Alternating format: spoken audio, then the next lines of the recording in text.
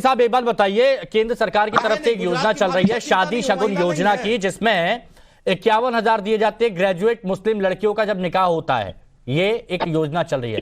क्या आपको लगता है कि लड़कियां पढ़े लिखे ग्रेजुएट हों, उसके बाद अगर निकाह हो तो वो ज्यादा बेहतर होगा? और यही इसमें मेंशन किया गया है स्पेशल मैरिज एक्ट में। देखिए हिमांशु जी, दो बातें हमें समझना होगा देश में। हिमांशु जी अगर बोलने की इजाजत हो तो बोलिए। बोलिए सर, बोलिए।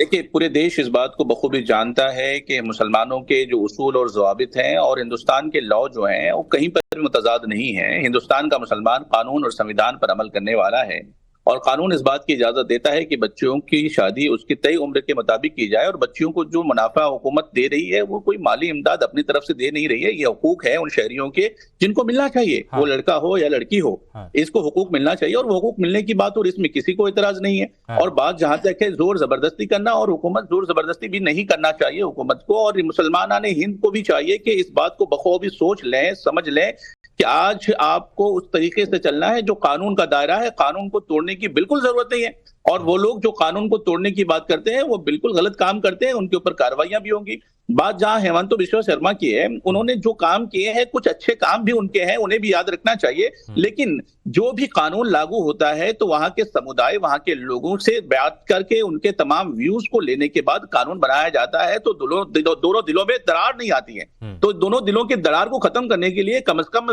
जो इस्लामिक जानकार हैं, जो विद्वान हैं इस्लाम के, उन तमाम लोगों के साथ मिलकर के, अब हिंदुस्तान का संविधान भी बना तो तमाम लोगों के राय मशवरे से बना है। अच्छा मुफ्ती साहब एक बात बताइएगा, मुफ्ती साहब एक बात बताइएगा, क्या ऐसे जो तमाम जो विद्वान हैं, जो मौलाना हैं, जो लेमा हैं, ये सब लोग बैठकर क्या इस बात को पहले से तय कर सकते थे कि कम से कम किसी के साथ अन्याय ना हो? अगर मुस्लिम मैरिज एक्ट है तो वहां पर भी एक उम्र निश्चित की जाए ताकि छोटे छोटे बच्चों की शादी ना हो। ये सुधार लाया जा सकता था पहले?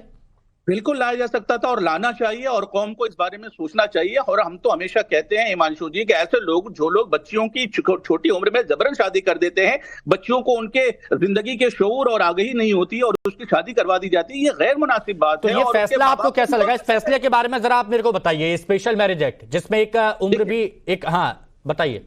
उम्र का तकाजा जहां है वहां पर उम्र की जो उम्र को तय किया जा रहा है, ये बात बिल्कुल दुरुस्त है कि 18 साल में आप अपने बच्चियों के निकाह को, शादियों को जिस तरह करने की बात हो रही है, तो 18 साल में बच्चे तो वोट दे सकते हैं लेकिन निकाह नहीं कर सकते। ये थोड़ा सा अहम मसला है। तो हमें गौर करना पड़ेगा कि जब भी किसी जगह पर कानून लागू किया जाता है वहां के तमाम लोगों के साथ राय मशवरा करके कानून बनाया जाएगा तो सभी लोगों का इत्तेफाक होगा। हेमंत बिश्वा शर्मा को हम सबका सपोर्ट भी होगा और हम लोग भी कहेंगे कि भैया आपने जो किया अच्छा काम किया और अच्छा करते रहिए ताकि आने वाले दिनों में एक दूसरे के साथ मिलकर रह सके। कुछ अगर अच्छाई है तो उसको तो अपनानी चाहिए ना। अगर इसे पहले अपना लिया होता तो शायद ये स्पेशल मैरिज एक्ट की जरूरत ही नहीं पड़ती।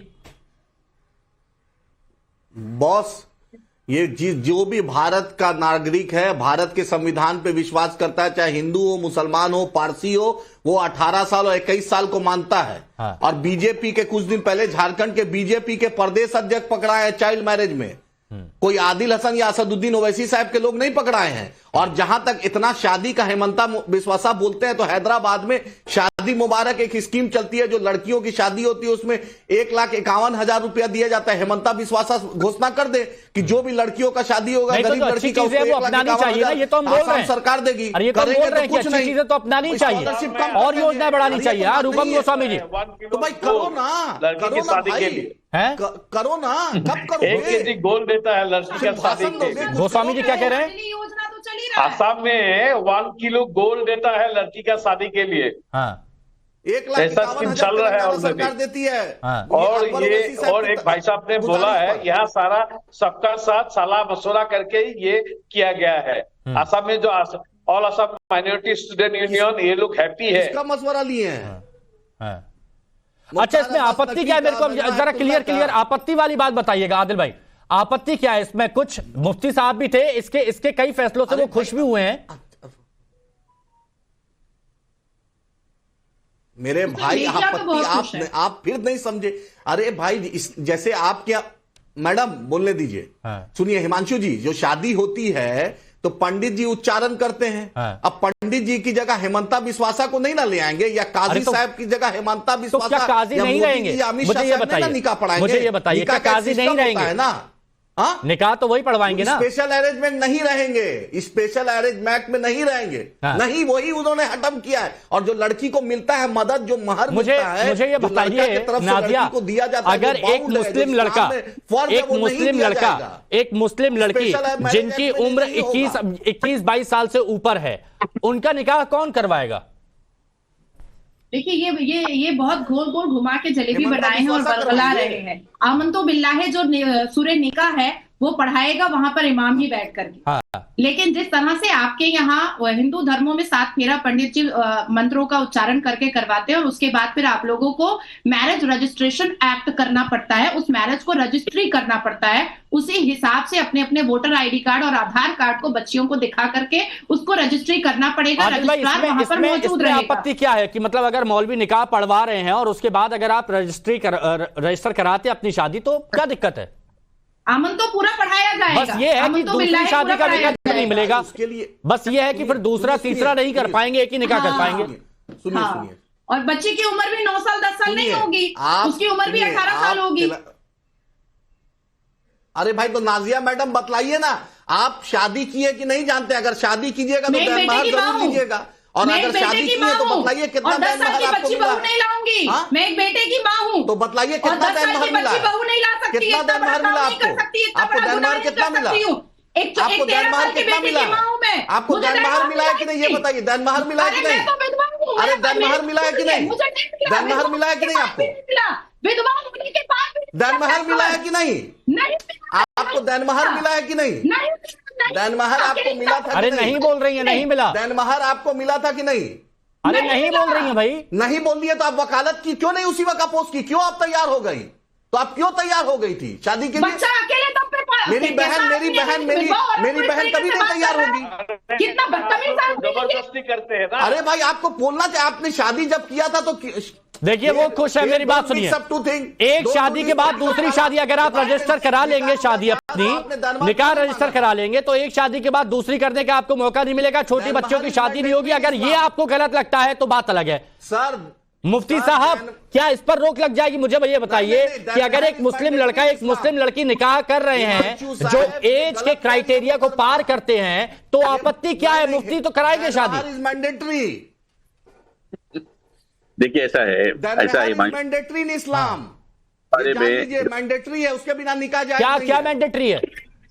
3 निकाह करना, 4 निकाह करना, ये मैंडेटरी है? ये तो नहीं है ना। निकाह में दान महर लड़की को देना, हाँ, लड़की को। अरे तो आप सुनिए, दे दीजिए लड़की ना। अरे आप पैसा खुशी से देना दीजिए ना, है। कौन मना कर रहा है? सरकार कहेगी कि मत दीजिए, आप सरकार कहेगी आप मत दीजिए, सरकार कहेगी कि नहीं भैया काजी यहां पर निकाह नहीं करवाएगा, काजी यहां पर फेरे नहीं करवा, काजी यहां पर निकाह नहीं करवाएगा। सरकार ये कहेगी कि यहां पर तो रजिस्ट्रार ही कराएगा। हिमांशु जी, तो हेमंता विश्वासा करवाएंगे। अगर अपनी बीवी को खुशी से दैन मोहर देना चाहेगा तो कौन मना कर सकता है?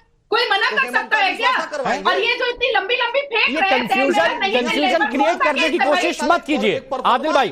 आदिल भाई, सिंपल सी बात, एक मुस्लिम लड़का एक मुस्लिम लड़की अगर निकाह करेंगे, उनको जो आपसी अपने रीति रिवाज के हिसाब से करना है करिए, किसी को मनाही नहीं है, लेकिन बाद में रजिस्टर करवाइए, क्या दिक्कत है उसमें? स्पेशल मैरिज एक्ट और क्या है इसमें? क्यों उसको इतना हुआ बनाया जा रहा है? अरे भाई, तो उसका स्पेशल मैरिज एक्ट, आप स्पेशल मैरिज एक्ट में क्यों कर रहे हैं? स्पेशल मैरिज एक्ट, अरे तो वहां पर मुस्लिम मैरिज एक्ट में छोटी बच्चों की शादी हो जाती है, मुस्लिम मैरिज एक्ट में छोटी बच्चों की शादी हो जाती है, निकाह करा दिया जाता है, उसके बाद फिर ये कह दिया जाता है इसके बाद एक और कर सकते हैं, 2 और कर सकते हैं, तो इस पर रोक लगाई जाएगी कि नहीं? सर, अगर ये कुरीति आपने अपने हिसाब से सही कर ली होती तो आज इसकी जरूरत नहीं पड़ती। मुफ्ती साहब गलत हो तो बताइए, मुफ्ती साहब गलत हो तो बताइए। उस पर कुछ कार्रवाई की? बार बार निकाह करना, छोटी बच्चियों का निकाह करवाना, क्या ये गलत था या नहीं था? देखिए, जिस तरीके से छोटे बच्चों का निकाह हो रहा है या हो रहा था या होगा, इस बात की ममानियत हिंदुस्तान के एक्ट के अंदर में पहले से मौजूद है। चाइल्ड मैरिज एक्ट के तहत में उनके ऊपर में कार्रवाइयां भी होती हैं और इसमें कोई दो राय नहीं है कि क्या मुस्लिम पक्ष को, मुस्लिम समाज है, स्पेशल मैरिज एक्ट पर क्या उसको आपत्ति दर्ज करानी चाहिए?